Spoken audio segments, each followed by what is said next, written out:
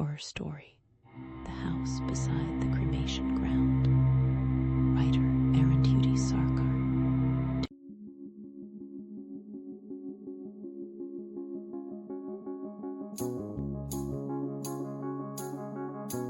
Do not read this story alone at night. And if you happen to hear Horror story, The House Beside the Cremation Ground.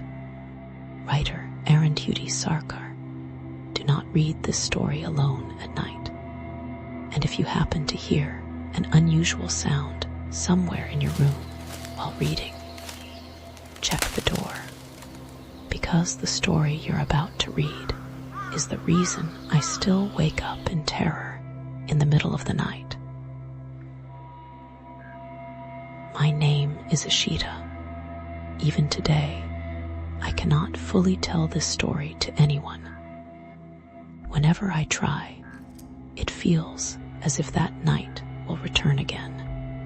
I was exactly 18 then. For the first time in my life, I was traveling alone to my grandmother's village, leaving my parents behind in the city. It was my mother's ancestral village, a place I had heard about since childhood. Endless fields, bamboo groves, ponds, muddy roads, and an eerie silence after sunset. When I got down from the train and entered the village on a small van cart, I immediately realized this place was very different from the city. Shops closed early. People avoided staying outside after dark. And while coming to my grandmother's house, I noticed something strange. One side of the village felt completely deserted, as if no human footsteps had touched that place for ages. A cold feeling crawled through me the moment I looked toward that side. When I reached my grandmother's house, she hugged me tightly. "You came all alone this far. Weren't you scared?" I laughed and replied, "I'm grown up now, Grandma." But strangely, she didn't smile back. That very night, I first heard about that place. After dinner, we were sitting on the veranda. Crickets chirped endlessly in the darkness.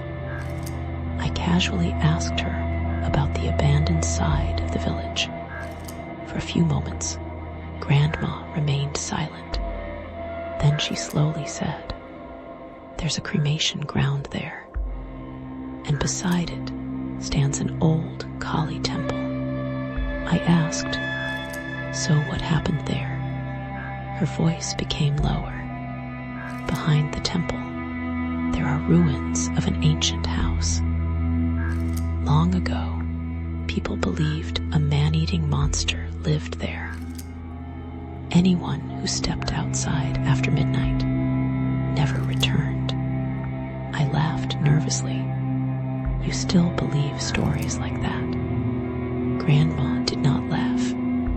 She told me that the villagers once lived in constant fear.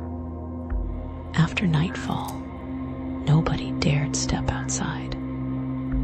Eventually, the entire village united and brought a holy ascetic from the mountains after tremendous effort. On a dark new moon night, a great ritual was performed. The villagers believed that the evil presence was finally destroyed that night. But the horror did not end there. After some time, bodies of villagers began appearing near that side of the village every few days. Nobody could explain how they died. That was why the villagers abandoned the entire area forever. Grandma held my hand tightly and warned me, "Never go there." I nodded, but humans are strange. The more we are forbidden from doing something, the more we want to know about it. 4 days later, everything changed. That evening, While returning from the village market, dark clouds gathered over the sky. Without realizing it, I had wandered too far. Then I saw it, an old Kali temple. The place was completely silent. The air smelled of incense and wet earth. The temple lamps flickered weakly in the wind. At that moment, I should have turned back. Beside the temple, a narrow path disappeared into the darkness. The instant I looked at that road, a freezing sensation spread through my entire body. Yet I walked forward. Even now, I don't know why. Maybe curiosity, maybe stupidity. The deeper I walked, the quieter everything became. Even the sound of insects had vanished. And then I saw it. The ruined house, half-collapsed walls, broken windows like dark, empty eyes staring at me. The house looked dead, yet somehow alive at the same time. Suddenly, a violent storm began. Strong winds roared through the trees, followed by heavy rain. Terrified, I rushed inside the ruined house for shelter. The darkness inside was so thick, I could barely see my own hands. Then, cut, cut, cut. Slow footsteps echoed across the wet floor. My heart started pounding violently. And then, from the darkness, a figure emerged. Even today, I cannot forget that face. The man looked like some monstrous pirate from a nightmare. Long, tangled hair, a massive, sharp weapon in his hand. Blood streamed from his head, eyes, and mouth. And his eyes, those were not human eyes. He slowly began walking toward me. I was frozen in terror. I couldn't even scream. Suddenly, he let out a horrifying growl. That sound broke my paralysis, and I ran. I ran as fast as I could through the rain and darkness. Behind me, I could hear heavy footsteps chasing me. He was following me. At one point, I looked back. That was my biggest mistake, because I saw that blood-covered face was now terrifyingly close to me. I screamed and ran toward the Kali temple with whatever strength I had left. The moment I reached the temple doorway, my vision blurred, and then everything went black. The next morning, I woke up in my grandmother's house.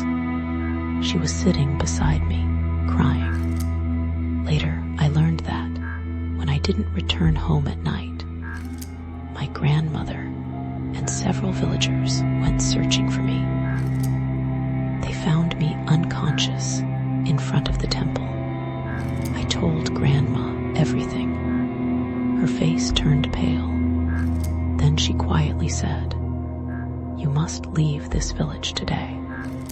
The very next morning, I returned to the city to my parents. Many years have passed since that incident.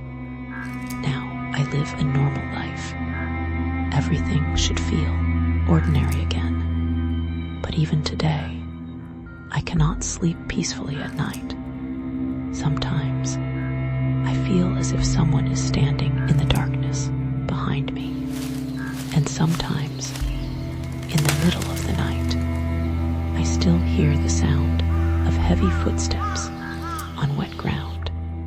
Cut, cut, cut, and every time, it feels as though that dark shadow is still running after me. And before you go, like, follow, and subscribe. And don't forget to check behind you.